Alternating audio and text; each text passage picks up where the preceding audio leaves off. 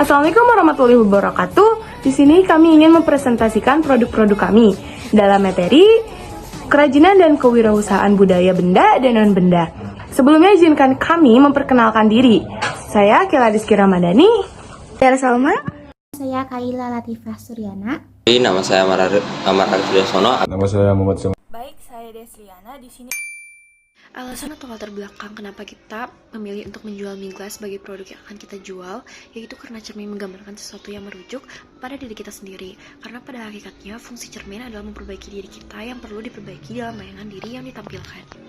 Pemilihan mega mendung dalam pembuatan mie glass dilatar belakangi dengan makna mega mendung yang menggambarkan kesan lugas, teduh, dan juga sejuk. Kemudian untuk produk kedua kita yaitu Papillow, latar belakangnya itu karena bantal menciptakan kenyamanan dan kenikmatan dalam beristirahat. Bantal bisa menjadi sebagai penyempurna juga obat dikala lelah.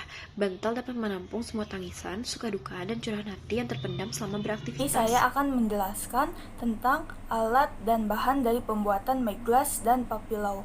Yang pertama itu ada mie glass, yaitu mega mendung glass, cermin yang kita hias dengan melukis bentuk mega mendung di atas cermin tersebut.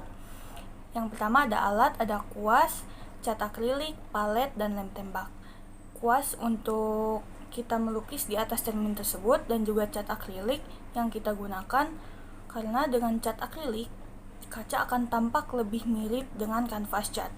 Lalu ada palet untuk menaruh warna dari cat akrilik tersebut atau mencampur-campurkan warna. Lalu ada juga lem tembak untuk menempelkan hiasan tambahan yaitu stik es krim di pinggir-pinggir kaca. Untuk bahan dari mie glass ada cermin dan stik es krim. Di sini kita tidak menggunakan jasa sama sekali. Lalu untuk Papillow atau pepatah Sunda Pilau ada alat yaitu gunting, pensil, penggaris, lalu jarum pentul, benang, dan jarum jahit.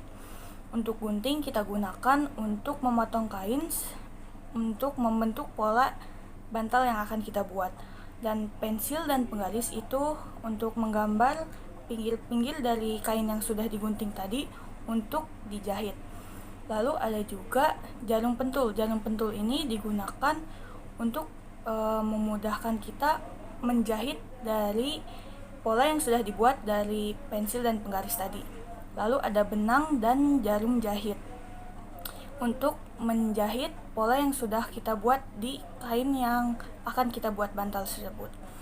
Lalu untuk bahan di Papillow itu ada kain satin, kain katun, dakron, dan sablon. Kain satin kita gunakan untuk bagian dalam bantal tersebut, dan sedangkan kain katun itu untuk dijadikan sarung bantalnya, yaitu objek yang kita hias dari bantal tersebut. Lalu ada dakron, itu isian dari bantal tersebut atau bisa dikenal dengan busa. Lalu di sini kita menggunakan satu jasa yaitu sablon. Oke guys, di sini aku mau jelasin tentang proses pembuatan bantal dan kain. Nah, kalian bisa lihat nih di layar ini tahapan-tahapan apa aja dalam proses pembuatan kain. Nah, untuk tahap pertama adalah kita mencari kain. Nah, kainnya tuh kira-kira ukuran 1 meter.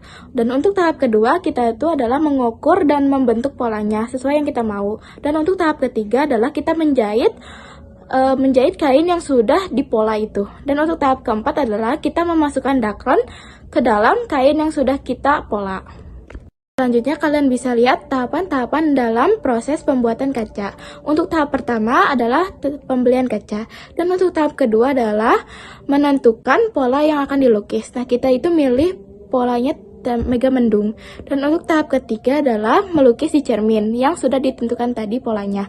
Dan untuk tahapan keempat adalah kita tuh menempelkan stik es krim yang sudah dibentuk dan dicat. Nah, selanjutnya saya ingin memperlihatkan dokumentasi kita sedang mengerjakan dan membuat produk kami.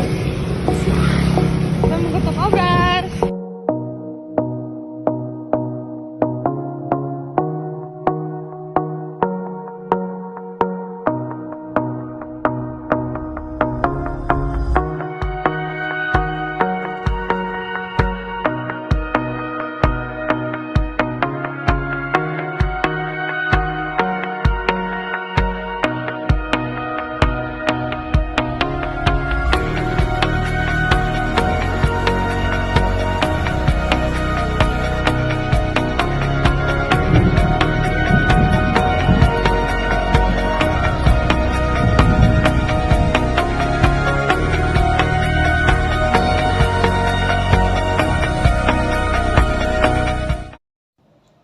Izin melanjutkan, saya di sini akan menjelaskan tentang HPP, yakni harga pokok produksi dan pemasaran.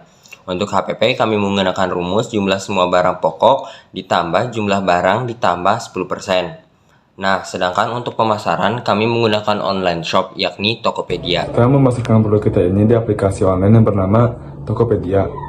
Toko kami bernama Lifestetic. Kalian bisa melihat di layar ini. Untuk kesimpulannya, kami rasa kesuksesan hasil akhir produk belum 100% sempurna. Sebagai contoh, jahitan sapilo yang belum begitu rapi, ukuran sarung bantal yang kurang leluasa, dan cermin tipis yang memperbesar kemungkinan akan mudah pecah. Tetapi untuk sekelompok pemula, kami rasa ini sudah cukup memuaskan. Dimulai dari bantal yang dijahit sendiri sampai sentuhan cat akrilik pada cermin yang dipoles secara mandiri. Untuk sarannya, kami rasa hasil akan lebih memuaskan apabila kita lebih telaten, berhati-hati, dan tidak tergesa-gesa dalam mengerjakan tugas masing-masing. Saran dari kami untuk kami sendiri, kami harap kami dapat menyelam ide lebih dalam, menyelam ide dan kreativitas lebih dalam untuk membuat produk yang lebih unik, bermakna, dan beragam.